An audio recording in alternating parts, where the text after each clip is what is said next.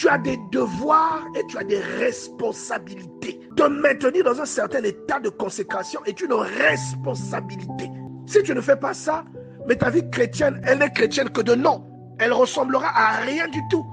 Tu vas prier dans ta maison, la prière ne va pas dépasser la toiture. Tu vas faire un mauvais rêve, tu diras au nom de Jésus. Au nom de Jésus, là même celui à qui tu dis ça va rire dans le rêve. Il va rire, il va continuer à avancer. Parce qu'il n'y a aucune consistance, il n'y a aucune force qui t'accompagne. Tu vois, appliquer les principes est un devoir. Vous voyez? Donc le principe, par exemple, de la libéralité, c'est un devoir. Être libéral pour un chrétien, c'est un devoir. Se maintenir dans la sanctification est un devoir. Tu as des devoirs et des responsabilités. Tu es responsable des choses que Dieu te confie. Développer ton don est une responsabilité. Parce que ce don, il impacte les gens pour la gloire de Dieu. Ce don va servir aux gens autour de toi. Donc le chrétien, je le répète, a des devoirs et des responsabilités. Il y a des choses qui attirent le regard de Dieu sur toi lorsque tu les observes, lorsque tu les appliques dans ta vie. Il y a certains échecs dans ta vie qui sont liés à des choses que tu n'as pas observées devant la face de Dieu.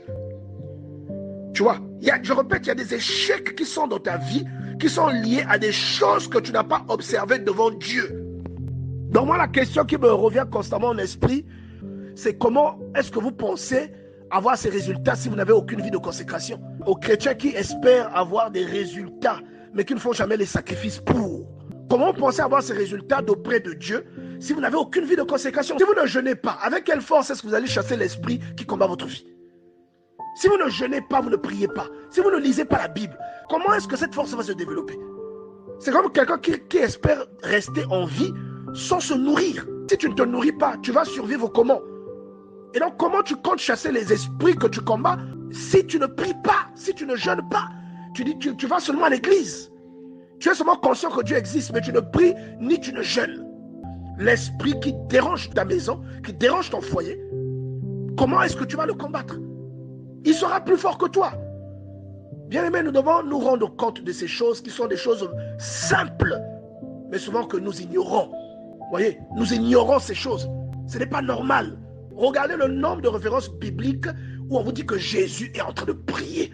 Marc chapitre 1, verset 35, vous dit vers le matin, pendant qu'il faisait encore très sombre, il se leva et il sortit pour aller dans un lieu désert où il pria.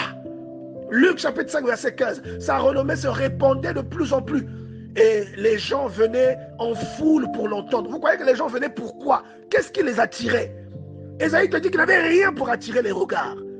Donc à votre avis, qu'est-ce qui les attirait? Il y avait un mode de vie qui les menait. C'est ce mode de vie qui attire quelque chose en vous. Cette chose-là devient un aimant. Cette chose-là aussi devient la résolution de tous vos problèmes. Tu vois?